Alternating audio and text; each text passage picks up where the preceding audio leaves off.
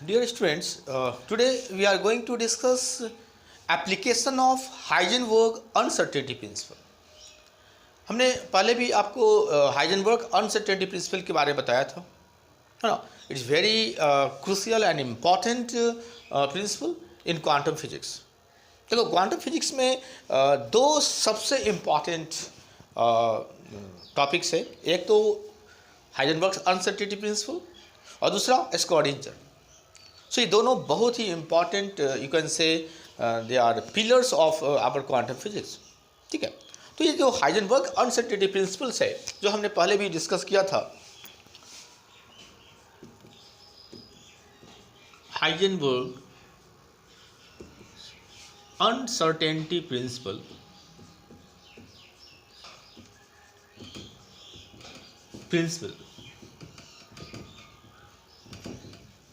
जिसमें मैंने आपको बताया था कि as per this principle Heisenberg said that delta x into delta p, ये जो दोनों का जो प्रोडक्ट होगा, it will be greater than और equal to h line, h cut और h line, whatever we say. जहाँ एच कट जो है, h line is called h upon by 2 pi. What is h? H is Planck's constant. तो Heisenberg uncertainty principle हमें ये equation देता है, जिससे हम मान सकते हैं, पता लगा सकते हैं कि डेल्टा एक्स क्या है. डेल्टा एक्स और डेल्टा पी का जो प्रोडक्ट है, delta x is the uncertainty in position. अगर किसी पार्टिकल की पोजीशन एक्स है तो उसमें एक डेल्टा एक्स अनसर्टेनिटी होगी, और अगर किसी पार्टिकल की मोमेंटम पी है तो डेल्टा पी उसमें अनसर्टेनिटी होगी. अनसर्टेनिटी का मतलब है उसमें इतनी इनएक्यूरेसी आ सकती है. मतलब हम सिर्फ एक अंदाज ही लगा सकते हैं, exact value can not be determined. तो ये है क्वांटम फिजिक्स का बेसिक कंसेप्ट भी.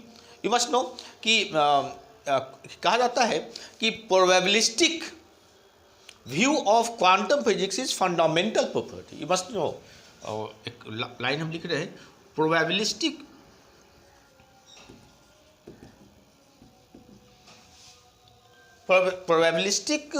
व्यू of quantum mechanics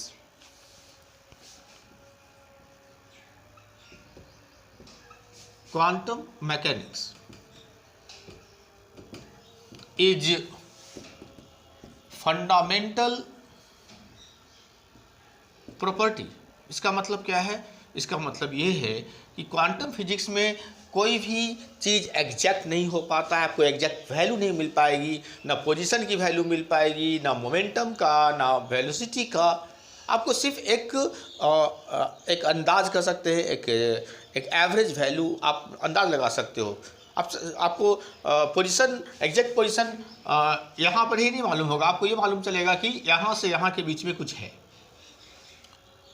तो हमेशा जो वैल्यू कैलकुलेट करते हैं उसमें कुछ ना कुछ अनसर्टेनिटी होती है. तो हाइजेनबर्ग अनसर्टेनिटी प्रिंसिपल इसी से जुड़ा हुआ है. और यहाँ क्या लिखा है? Probabilistic view. प्रोबेबिलिस्टिक मतलब हमेशा आपको प्रोबेबिलिटी वाला भी व्यू मिलेगा. कोई भी जो वैल्यू है वो उसकी आप सिर्फ प्रोबेबिलिटी लगा सकते हो, चांसेस लगा मालूम कर सकते हो.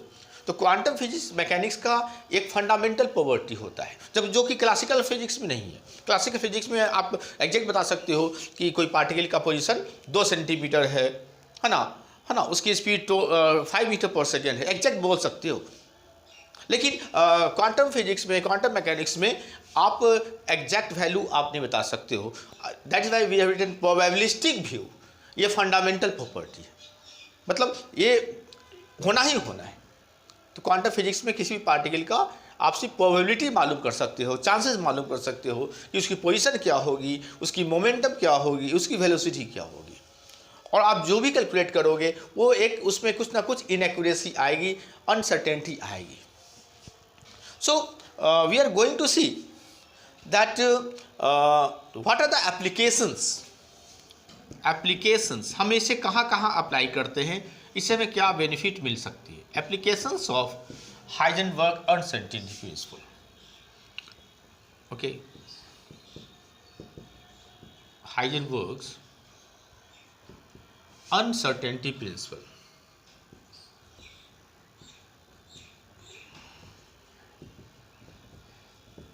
क्या क्या एप्लीकेशन है वो आप देखो। नंबर 1, हम इस प्रिंसिपल के मदद से ये बता सकते हैं कि इलेक्ट्रॉन न्यूक्लियस में नहीं हो सकता है, हो ही नहीं सकता है, चांस ही नहीं है। सो नंबर 1 है non existence of electron in nucleus. किसी भी न्यूक्लियस में, एटम के न्यूक्लियस में इलेक्ट्रॉन नहीं हो सकता है। ये हम इस प्रिंसिपल से की मदद से आपको एक्सप्लेन कर सकते हैं, प्रूव कर सकते हैं। नंबर 2 एप्लीकेशन क्या है? वो है आप इसकी मदद से किसी भी बॉक्स के अंदर किसी पार्टिकल की मिनिमम एनर्जी क्या होगी वो निकाल सकते हैं, है ना। कोई एक बॉक्स है, ओके, एक बॉक्स है, इस बॉक्स के अंदर एक पार्टिकल है, इस पार्टिकल की मिनिमम एनर्जी क्या हो सकती है वो हम कैलकुलेट कर सकते हैं। So minimum energy of A particle in a box can be determined,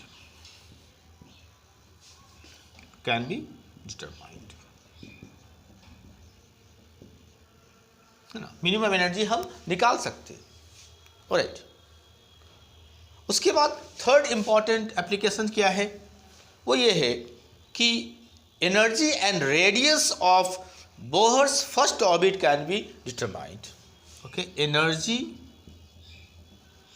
and radius, है ना, रेडियस की वैल्यू और एनर्जी की वैल्यू हम of Bohr's first orbit, Niels Bohr ने जो एटम का मॉडल दिया था उसके फर्स्ट ऑर्बिट का, ऑफ बोहर्स फर्स्ट ऑर्बिट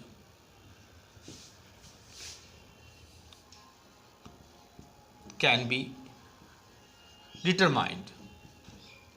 इससे हम निकाल सकते हैं बोहर्स के जो एटॉमिक मॉडल था, बोहर ने जो एटॉमिक मॉडल दिया, हाइड्रोजन का भी दिया था उन्होंने, तो उनका पहला ऑर्बिट का जो एनर्जी क्या होगा और उसकी रेडियस क्या होगी वो इस प्रिंसिपल से हम फाइंड कर सकते हैं।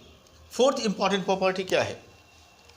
फोर्थ एप्लीकेशंस, यू कैन से fourth applications, binding energy of electron. कोई भी electron, binding energy of electron in atom can be found out. हम इससे निकाल सकते हैं। बाइंडिंग एनर्जी क्या होता है? आप जानते हो कि एक एटम में इलेक्ट्रॉन ऑर्बिट में अगर रिवॉल्व कर रहा है, ये न्यूक्लियस है, ये न्यूक्लियस है, तो ये पॉजिटिव चार्ज होती है, ये निगेटिव चार्ज होती है, दोनों में एक अट्रैक्शन फोर्स होता है, तो एक अट्रैक्शन से ये बंधा होता है और सर्कुलर मोशन में है तो सेंट्रीपिटल फोर्स भी लग रही है ना। सो ये बंधा हुआ है, ये न्यूक्लियस से बंधा हुआ है ना। Centripetal force that is electrostatic force of attraction से। तो ये जो बाइंडिंग एनर्जी है एक इलेक्ट्रॉन का, वो किस एनर्जी से बंधा हुआ है वो हम एटम का निकाल सकते हैं with the help of Heisenberg's uncertainty principle. Okay, so out of these four, first of all we will discuss non-existence of electron in nucleus. किसी भी न्यूक्लियस में इलेक्ट्रॉन नहीं हो सकता है, इसे कैसे हम एक्सप्लेन कर सकते हैं? लेट अस सी।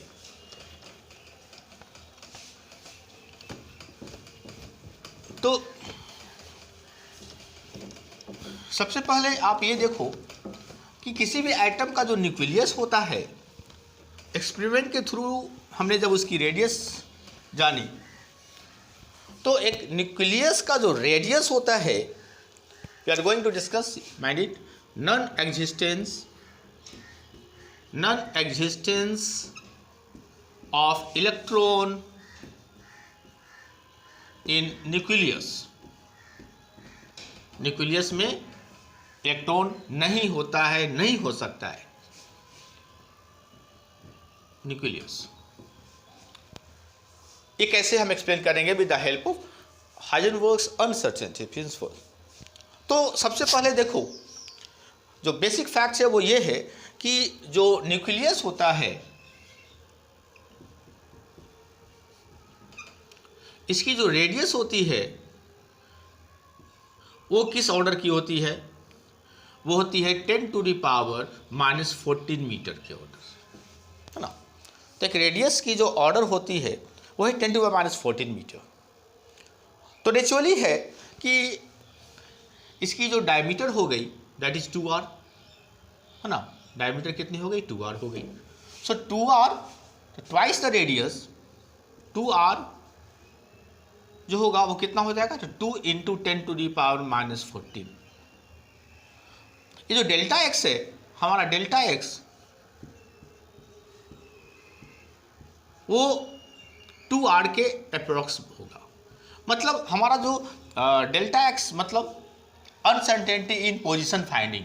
आप पोजीशन मालूम करोगे तो अगर न्यूक्लियस में किसी पार्टिकल की पोजीशन मालूम करना चाहते हो तो उसकी जो डेल्टा एक्स है वो इससे ज़्यादा नहीं होगा, 2r के रेंज में ही होगा। वी कैन से सिंपली कि जो अनसर्टेनिटी है इससे ज़्यादा नहीं होगा। हम कह सकते हैं कि डेल्टा एक्स जो है इससे कम होगा या इक्वल होगा, मतलब 2r से ज़्यादा नहीं होगा। Okay, so we can say uncertainty,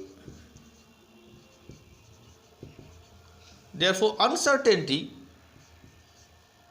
in delta x must not be greater than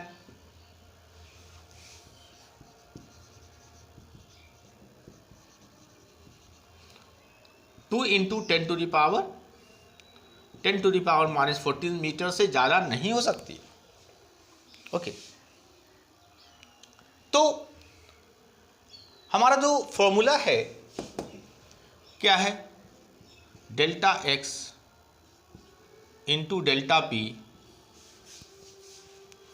ये कितना होना चाहिए, is greater than equal to h cut, that is we can say delta x into delta p is greater than equal to h/2π। Delta s की जगह पे अगर हम ये रख दें मैक्सिमम वैल्यू, ये जो 2r है मतलब, तो लिख सकते हैं therefore delta p is greater than equal to h/2π into delta x.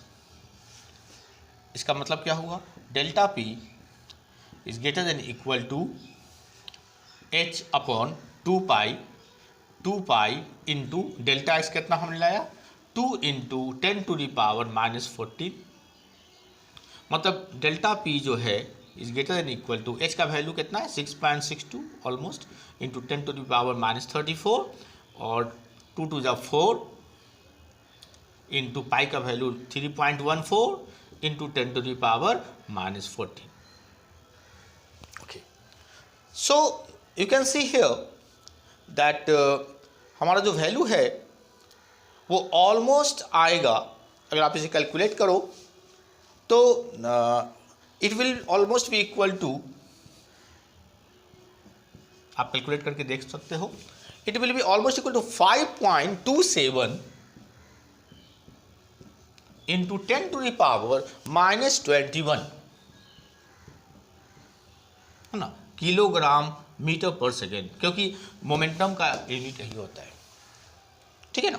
तो 5.27 इंटू 10⁻⁻21 आएगा। अब डेल्टा पी अगर हमें मालूम हो गया तो आप एनर्जी निकाल सकते हैं। काइनेटिक एनर्जी कितना होता है, p²/2m। सो अगर हमें डेल्टा पी मालूम है तो हम काइनेटिक एनर्जी भी डिटरमाइन कर सकते हैं। ओके, तो कितना हो जाएगा मेरा, हमारी वैल्यू जो हो जाएगी वो होगी p² मतलब 5.27 into 10⁻⁻21 whole square whole divided by 2 और m मतलब इलेक्ट्रॉन का mass, that is equal to 9.1 into 10⁻31 kg। Okay, so now we will if you calculate it, ये जो वैल्यू है इसे अगर हम कैलकुलेट करते हैं तो इसकी वैल्यू हमारी आ जाएगी 1.526। अगर आप कैलकुलेट करो, आप देखो 1.526 into 10⁻⁻11 joule. Okay, you can do it, very simple calculation is there. तो ये आएगा 1.526 इंटू 10⁻11 जूल। अब ये जूल जो है, इस जूल को हम लोग इलेक्ट्रॉन वोल्ट में कन्वर्ट करने की कोशिश करते हैं। जूल को कैसे कन्वर्ट करते हैं? We write first kinetic energy is equal to 1.526 into 10⁻⁻11। इसको हम डिवाइड कर देते हैं 1.6 इंटू 10⁻⁻19। तो ये बन जाएगा इलेक्ट्रॉन वोल्ट। याद रखिएगा, जूल को इलेक्ट्रॉन वोल्ट में बदलने के लिए हम कितने से डिवाइड करते हैं? 1.6 इंटू 10⁻⁻19, जो चार्ज होता है इलेक्ट्रॉन का, है ना। तो इलेक्ट्रॉन का जो चार्ज होता है उसी से आप डिवाइड कर दोगे जूल को, तो बन जाएगा इलेक्ट्रॉन वोल्ट। इसे जब डिवाइड करेंगे 1.526 बाई 1.6, तो ये ऑलमोस्ट आता है 0.953, almost equal to, you can say almost, है ना, 0.953 इंटू -11 से ये कट जाता है तो -8 बचेगा, तो ऊपर आकर 10⁸ इलेक्ट्रॉन वोल्ट। 2 जीरो हम इसे दे देते हैं, मल्टीप्लाई करते हैं 100 से, तो 95.3 हो जाएगा, है ना। तो ये हो जाएगा 95.3 into 10⁶ electron volt. 10⁶ electron volt mega, है ना, आपको याद होनी चाहिए। 1 मेगा इलेक्ट्रॉन वोल्ट जो होता है, 1 मेगा मतलब 10⁶ electron volt is equal to 10⁶ electron. तो हम इसकी जगह पर ऐसे लिख सकते हैं 95.3 मेगा इलेक्ट्रॉन वोल्ट। ओके, तो ये हमारा निकल गया total energy, kinetic energy of the electron in nucleus, अगर ये न्यूक्लियस में है तो। लेकिन एक्सपेरिमेंट के थ्रू जब हमने मालूम किया तो यह हम पाते हैं कि किसी भी इलेक्ट्रॉन, लिखेंगे but an electron cannot have